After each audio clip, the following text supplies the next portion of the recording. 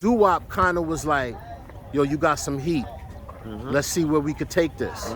And that's something that I admire about the Bronx, is that at least when it comes to hip hop, there is definitely a certain type of unification that people are gonna make sure, like, yo, let's make sure we give the homie a chance to do the come up.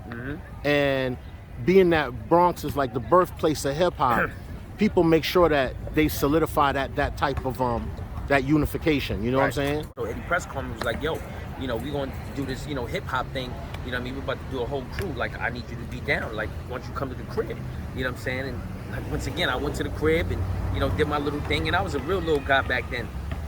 And I was just basically, you know, just sharpening my tools. But I loved to be on stage. I always used to love to be on stage.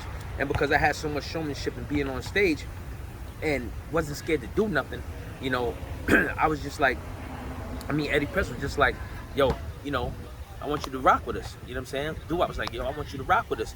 And, you know, it was crazy because at that time, Doo-wop and Kid Capri had like a, you know, a crazy, like a little rap war, what you want to call it.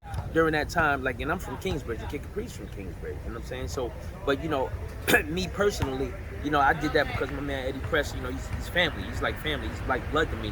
And, you know, I just basically wanted to expand, and I wanted to get my name out there. You know what I mean? No malicious intent to my hood, because I love Kid Capri. You know what I'm saying? So never malicious intent to my hood. And, you know, it was just, you know, it was just something like that. And it's basically after that, I just started, you know, moving, you know, with the stronger passion. You know what I mean? Yeah. Before we get into some of the not just the project that you're working on, but all the ones that were done prior, so that people know, you know what I'm saying, the history of Reef, what does it really feel like being an MC?